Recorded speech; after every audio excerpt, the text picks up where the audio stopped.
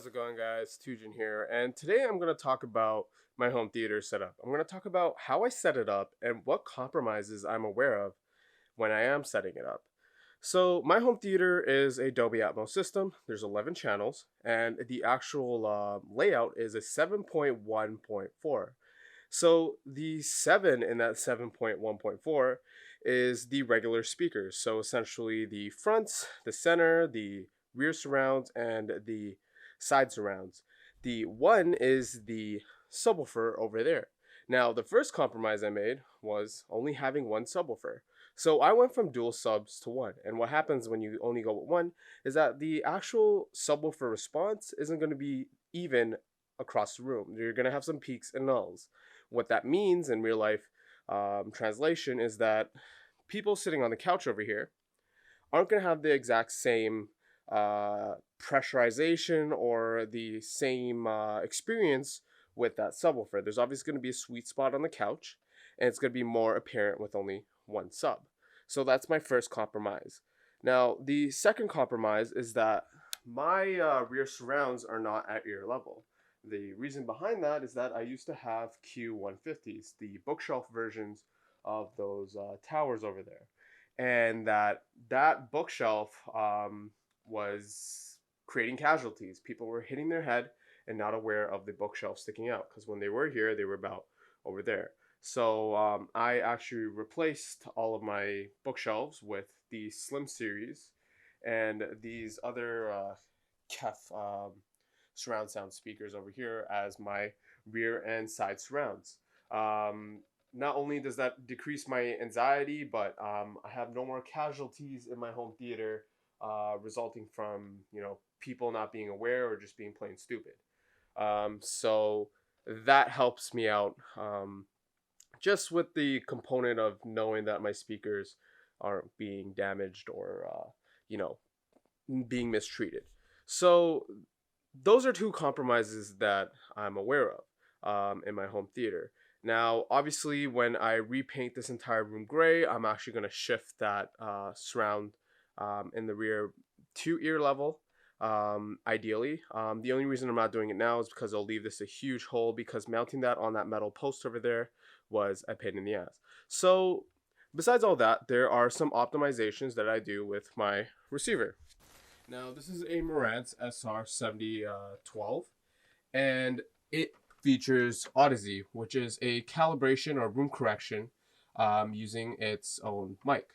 So over here, looking at the settings of my receiver, the first thing I do is, after I'm done, doing the initial calibration where the receiver plays test tones from each speaker and it gathers measurements.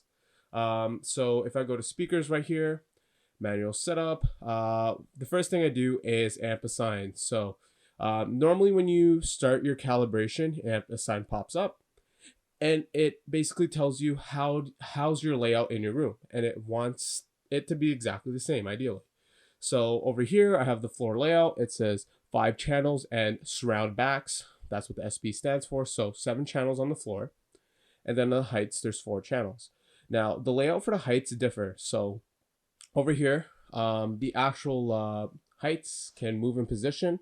The reason why I have it in top middle is because my in-ceiling speakers are in between the couch and the screen.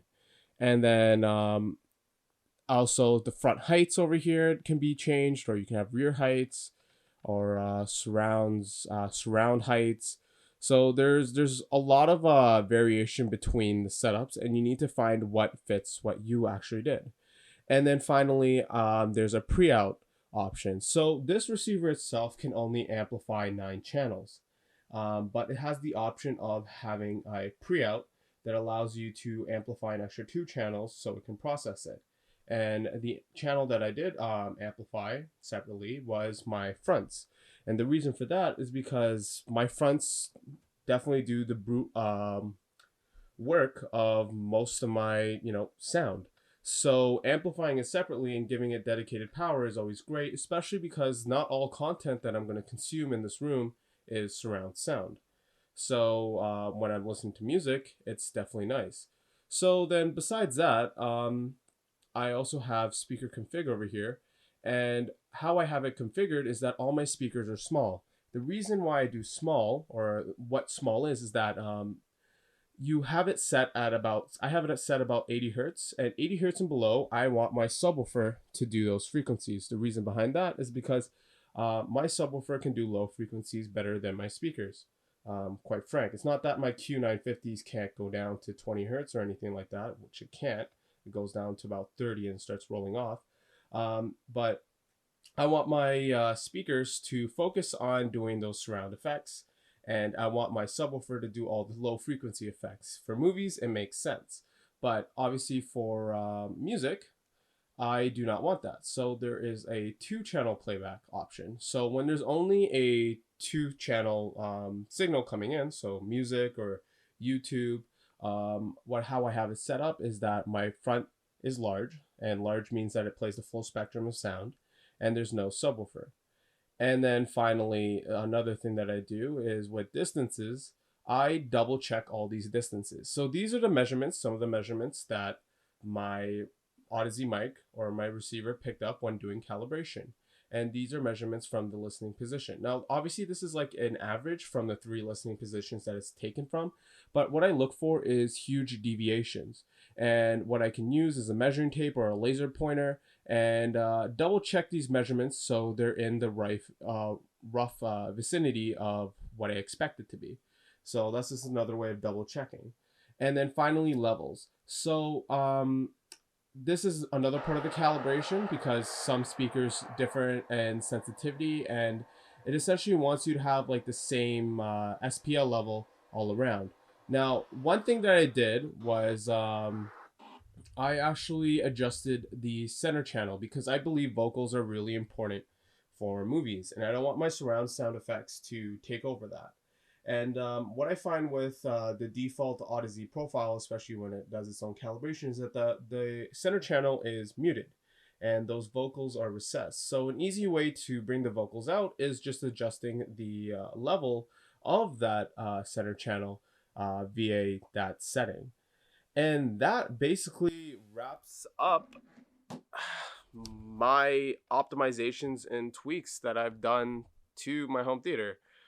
If you guys have any questions, leave a comment down below. And if you have any, critiques that you want to give me, definitely leave that down below because end of the day, it's critiques that make setups better. And you may have something that I've never thought of that could actually help me or help someone else. So yeah, definitely stick around. If you haven't subscribe because I plan on making more videos just like this. And yeah, that's basically it, guys. Peace.